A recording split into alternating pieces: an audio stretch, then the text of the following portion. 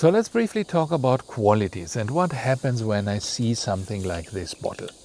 When I see it, what I perceive is not the bottle.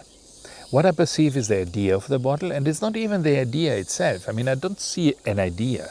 What do I see? I see a color, I see a shape, I see some reflection. So I see properties of this bottle. I see qualities of this bottle. I see reflectiveness, I see color. I touch it, I feel the weight.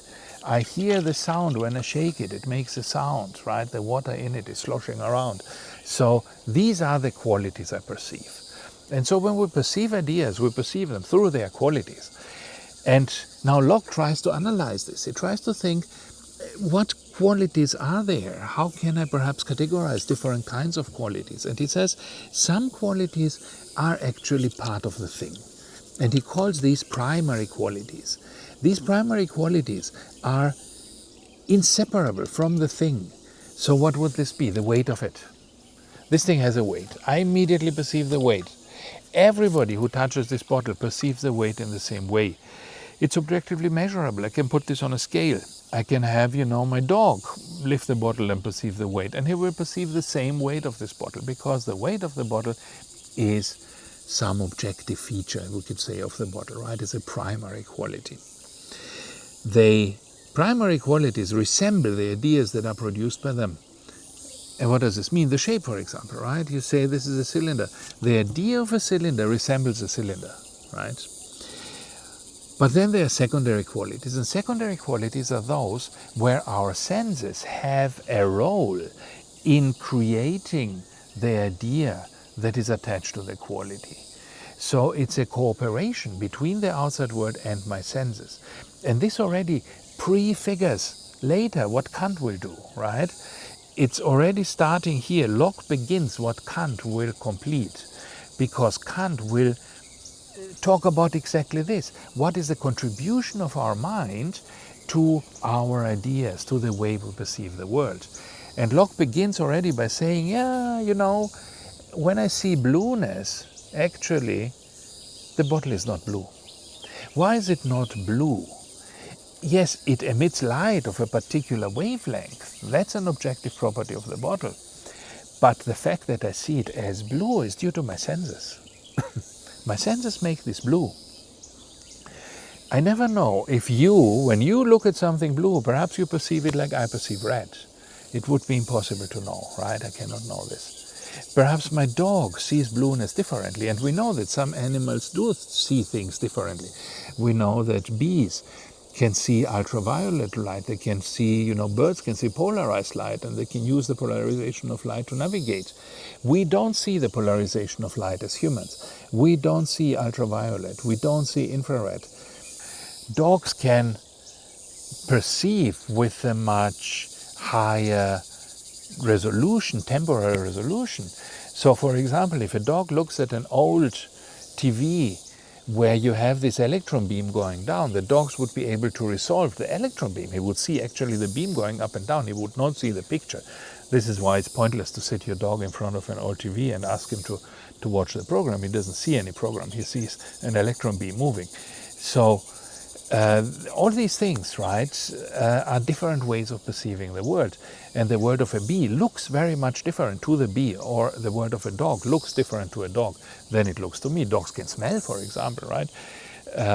Very well. A dog would be able to smell all kinds of things. When I go into the room, and I've previously been here in this forest, the dog would smell this forest. When I go and smell my clothes after being here, I don't smell the forest because my sense of smell is not good enough, right? And the secondary qualities are not really in the things. This is the important thing. They are made up in cooperation with the things, right? But a big part of how we perceive them is due to us and our sensory apparatus, right? And Berkeley objected to this, and we will see later in the course why he didn't think that this distinction really makes much sense. But it was important in the critical project of Locke, because the whole thing that Locke wants to do is to see what can I know about the world. And so now we need to distinguish what do I know certainly about the world, what is in the world, the primary qualities, from what I cannot be so certain about because it's co-constructed by my senses, which is the secondary qualities, right? What is really in the world, the primary qualities, from what is also influenced by my senses, the secondary qualities. And related to this is the question now, and then we'll finish this, about the essences of things. Now, when I ask what a thing really is and what is the essence of something, let's say what is the essence of a clock, right? Then perhaps you would say an essence of the clock is the mechanism, right? It's the thing that is essentially what makes a clock. If I have a clock with a broken mechanism, then it's not a clock, right? Then it's a kind of garbage standing there in the corner. Or a piece of furniture, right? But it's not a clock anymore. The essence of the clock is the clock mechanism.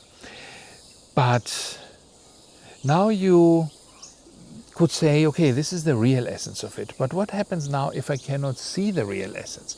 Let's say the clock mechanism is encased in a box, and I can only see the box from the outside, like these old standing clocks, right? You see sometimes in movies. They were all encased. The mechanism was not open for you to see. And even, your phone, for example, you look at your phone, the mechanism is hidden. Your phone looks to you differently than what it really is. The phone is not a rectangle. The phone is not the screen. The rectangle shape and the screen, these are all incidental features of the phone. What makes it a phone is the CPU inside, the memory, the programming. These are the essential features. You don't see any of those, right? So you are deceived, right? The world that you see is not the world of essences. And so there was always a big discussion among scholastic philosophers, about the essence of things. Do we see the essence of things? Are they really there?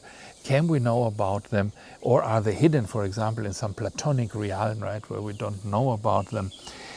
And Locke says we must distinguish between real and nominal essences. The real essence is what the thing is really. But as with the things from which we get the ideas, we don't know about them, right? Locke says the origin of my idea is something I don't know what. And he would say the same about essences. The essence of the bottle is something I don't know about because I don't know what the bottle is. I only have the idea. Like the closed clock, right? I never see inside the clock. I can only see the casing. And therefore, I perceive the world from the outside. I see a phone, I see a clock encased in something, I see a bottle. I have no idea what these things really are. I don't know the real essences of things. But I still know something. I can distinguish a clock from a phone and a bottle. I'm not trying to drink from my phone. So I have some idea about what makes a phone a phone. But this is not the real idea. This is what he calls the nominal essence. The nominal essence is the essence I perceive, is what gives it its name. This is why it's called nominal, right? The name of the thing is given. I call it a phone because I perceive this nominal essence. It has a screen, I can touch it, it shows me the internet, then it's a phone. None of this is the real essence of the phone, but it's good enough for me because I know what the phone is. I can communicate about it, and the same with the bottle, right? The same with the clock. If I see a clock encased and it has the dials and it tells the clock by moving these hands around the face of the clock, this is good enough as the nominal essence of the clock, and I don't need the real essence in order to identify a clock. And so this has some important consequences for sorting things into groups and for metaphysics, for epistemology, because it means we never really know the true nature of things, and when I sort them into categories, I am not sure that I am actually getting the right categories. So when I sort things in my world, when I say, I make a collection of objects and I sort them by shape, I sort them by color and so on, these are not the real essences of things. If I shape things, let's say by shape, a cylindrical shape, then I would take a battery that is cylindrical and this that is cylindrical and my arm that's cylindrical roughly, and I will categorize them together as cylindrical. But there's nothing that is the real essence of these things. The real essence of a bottle has nothing to do with the real essence of my arm or the real essence of a battery. These are all different. They just appear to me similar because I'm looking at the shape only, but the shape is incidental. It's not the real essence of the thing. So all the categorizations we make about things in the world, and this means also all our science, all our knowledge, which is about predicating and categorizing, all this is in the end some kind of illusion. It's the way we perceive these categories, the nominal essences, but it's not the reality of it. And so we don't have access to the reality of things. We only have access to how we perceive them, to the nominal essence of them. And this casts shadow on science also, right? On certain knowledge, because we don't have knowledge about the things themselves. We only have knowledge about how we see the things. Thank you for being here, and see you in the next video. Bye-bye.